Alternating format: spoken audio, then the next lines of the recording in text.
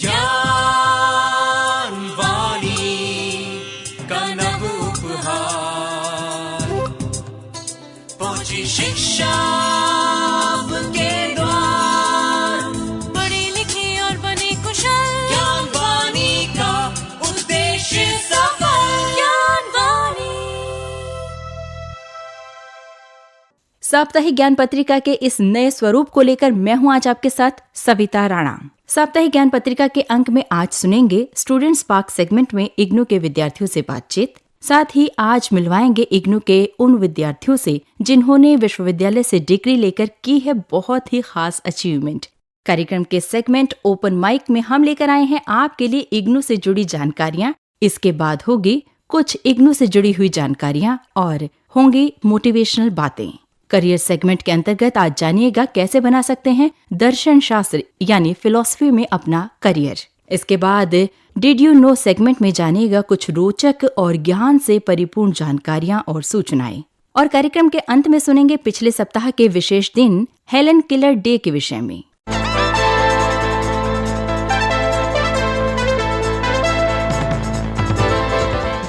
कार्यक्रम की शुरुआत करते हैं स्टूडेंट्स पार्क सेगमेंट से। इंदिरा गांधी राष्ट्रीय मुक्त विश्वविद्यालय भारत का सबसे बड़ा मुक्त विश्वविद्यालय है। दूरस्थ शिक्षा के माध्यम से छात्रों को उच्च शिक्षा प्रदान करता है। इसी क्रम में आइए मिलवाते हैं हमारी इग्नू की स्टूडेंट जेनिफर से, जो एक टीचर हैं और स्कूल में टीचिंग करने के साथ साथ वो इग्नू से MA इन इंग्लिश की पढ़ाई भी कर रही हैं। मैं इग्नू से मास्टर्स कर रही हूँ इंग्लिश में। मेरे को इग्नू में इतना कन्वीनियंट लगा पूरा का पूरा system, that I had that ease, I had that comfort कि मैं उसे जून में दे दूँ या दिसंबर में दे दूँ, तो वो definitely it's a plus point here. Assignment submission was never a problem and whenever I needed some help from the faculty, that was always available. So I really liked the prospectus here and the way I could give the exams.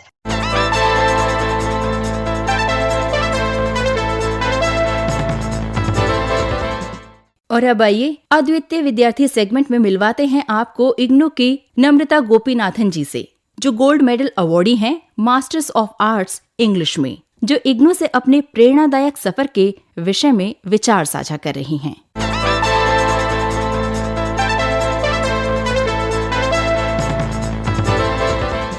This is one of the greatest platform where you can check all the study materials at any given point of time and you can study in your own corner. And we all think that how we can study when teachers are not available at given point of time whenever you have doubts or anything. But let me tell you that IGNOU study materials are so organized. Along with that, it is very important for us to be organized when you're studying. That helps you to prepare timely and give your exam on time. I'm truly indebted to IGNOU as a university.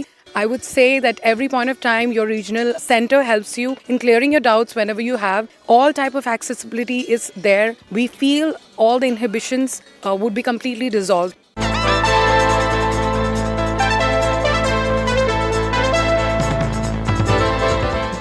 आप सुन रहे हैं साप्ताहिक ज्ञान पत्रिका। कार्यक्रम के segment open mic में हम लेकर आए हैं आपके लिए इग्नू से जुड़ी जानकारियां। और आइए अब सुनते हैं इग्नू से संबंधित अपने शिक्षार्थियों के लिए क्या सूचना और संदेश दे रही हैं इग्नू के RSD की director doctor Manorama Singh.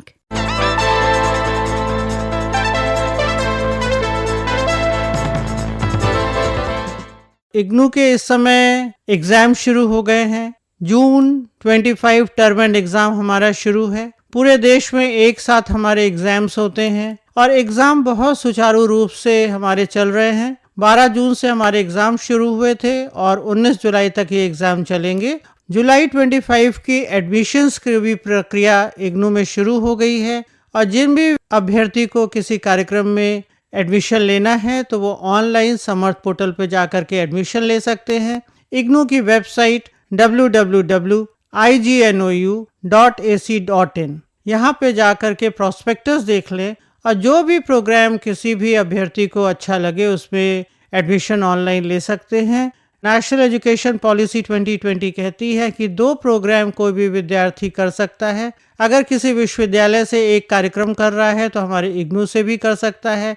Masters हो, बैचलर्स हो, हर तरह के प्रोग्राम, डुअल डिग्री ले सकता है और सर्टिफिकेट प्रोग्राम भी कर सकते हैं। इग्नू की एक खासियत और है, हर कार्यक्रम की एक मिनिमम और एक मैक्सिमम ड्यूरेशन है। अगर 6 महीने का कोई कार्यक्रम है तो उसकी मिनिमम ड्यूरेशन 6 महीने है और मैक्सिमम ड्यूरेशन 2 साल है। ये सारी फ्लेक्सिबिलिटी इग्नू की हैं।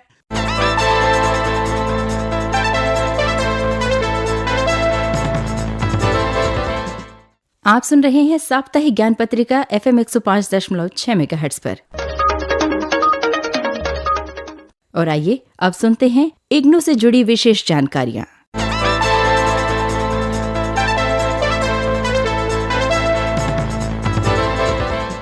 इंदिरा गांधी राष्ट्रीय मुक्त विश्वविद्यालय यानी इग्नू ने जुलाई सत्र 2025 के लिए ऑनलाइन और डिस्टेंस लर्निंग मोड से एडमिशन का प्रोसेस शुरू कर दिया है। डिस्टेंस लर्निंग प्रोग्राम में एडमिशन के लिए आप आवेदन कर सकते हैं। इग्नू की वेबसाइट है ignuadmission.samarth.edu.in और ऑनलाइन प्रोग्राम में आवेदन के लिए आप लॉगिन कर सकते हैं ignuiop.samarth.edu.in पर जाकर। जुलाई सेशन में एडमिशन के लिए आवेदन करने की अंतिम तिथि 15 जुलाई 2025 है।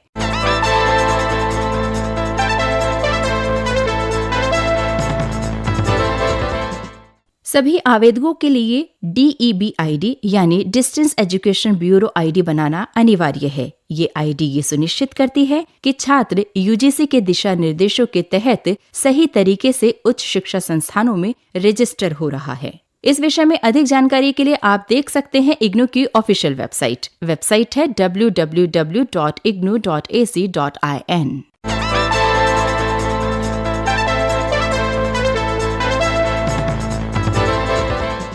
इंदिरा गांधी राष्ट्रीय मुक्त विश्वविद्यालय यानी इग्नू में जुलाई सत्र 2025 के लिए री रजिस्ट्रेशन की प्रक्रिया जारी है। यदि आप इग्नू से पहले से ही नामांकित छात्र हैं तो आप अपने अगले वर्ष या सेमेस्टर के लिए आगे बढ़ना चाहते हैं तो आपको पुनः पंजीकरण यानी री रजिस्ट्रेशन करवाना अनिवार्य है। री रजिस्ट्रेशन के लिए अंतिम तिथि है 30 जून 2025। इस विषय में अधिक जानकारी आप इग्नू की वेबसाइट से ले सकते हैं। इग्नू की वेबसाइट नोट कर लीजिए। इग्नू की वेबसाइट है www.ignu.ac.in।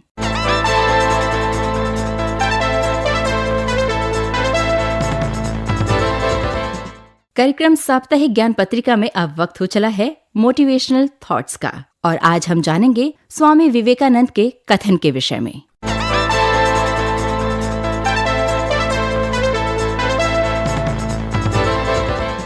शिक्षा व्यक्ति में पहले से मौजूद पूर्णता की अभिव्यक्ति है। ये विचार बताता है कि शिक्षा का उद्देश्य केवल जानकारी भरना नहीं है, बल्कि व्यक्ति के अंदर छिपी हुई क्षमता और गुणों को बाहर लाना है। हर व्यक्ति में कुछ न कुछ विशेष होता है जिसे शिक्षा के माध्यम से विकसित किया जा सकता है।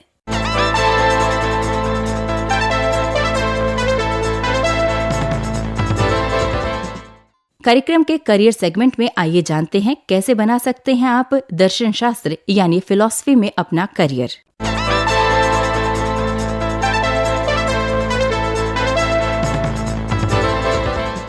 दर्शन शास्त्र की पढ़ाई के लिए आप स्नातक कर सकते हैं, यानी आप 12वीं के बाद दर्शन शास्त्र में कला स्नातक यानी BA इन फिलॉसफी कर सकते हैं। ये पाठ्यक्रम 3 वर्ष का होता है। इसके बाद आप कर सकते हैं MA इन फिलॉसफी यानी आप दर्शन शास्त्र में स्नातकोत्तर की डिग्री भी हासिल कर सकते हैं। आप PhD भी कर सकते हैं। बात करें अगर दर्शन शास्त्र पढ़ने के बाद करियर की, तो करियर के कई विकल्प आपके सामने खुले होंगे। दर्शन शास्त्र की डिग्री आपको कई तरह के विकल्प के लिए तैयार कर देती है। यदि आप टीचिंग करना चाहते हैं यानी अध्ययन अध्यापन में अगर आपकी रुचि है तो आप कर सकते हैं अध्यापक और शोध का कार्य। दर्शन शास्त्र करने के बाद आप पत्रकारिता और लेखन का काम कर सकते हैं। साथ ही आप कर सकते हैं प्रबंधन और कॉर्पोरेट क्षेत्र में भी काम। वहीं मानव संसाधन में भी इसके लिए कई तरह की रोजगार की संभावनाएं हैं। कंसल्टेंट के रूप में भी आप काम कर सकते हैं।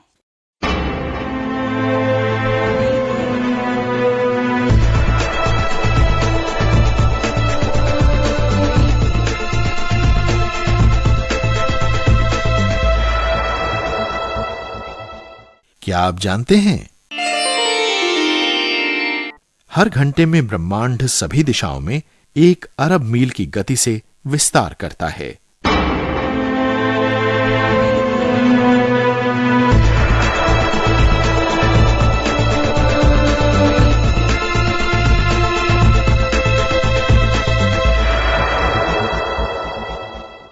साप्ताहिक ज्ञान पत्रिका के अंक में आइए अब आपको सुनवाते हैं विशेष सेगमेंट के अंतर्गत क्यों मनाया जाता है हेलन केलर दिवस।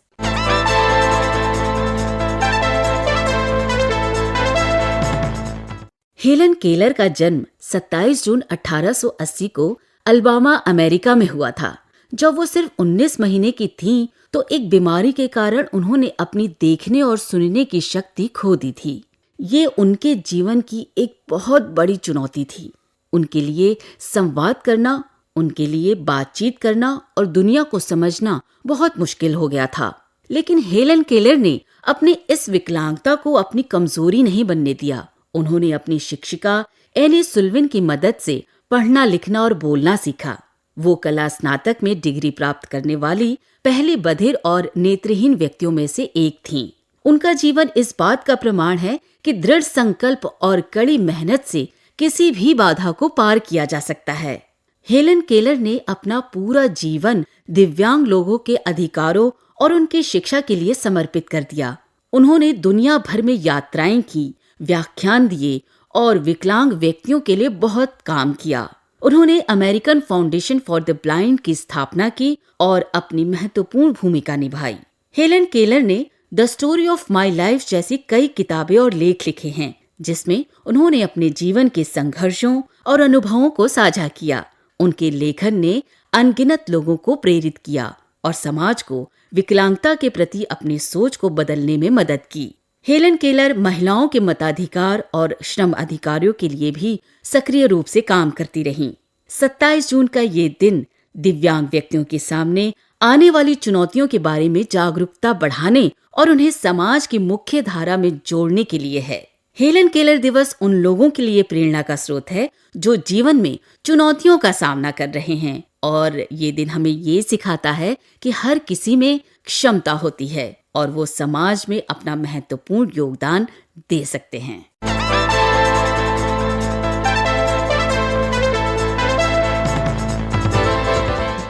अभी आप सुन रहे थे साप्ताहिक ज्ञान पत्रिका। इस कार्यक्रम को आप तक पहुंचाने में तकनीकी सहयोग दिया PR सैमुअल ने। स्वर एवं आलेख सविता राणा का। संपादन किया सदन लाल ने। कार्यक्रम के प्रस्तुतकर्ता थे मुकेश सक्सेना। साप्ताहिक ज्ञान पत्रिका के इस अंक को आज यहीं संपन्न करते हैं। फिर आपसे मुलाकात होगी। अगली मुलाकात तक के लिए मुझे यानी सविता को दीजिए विदा। नमस्कार।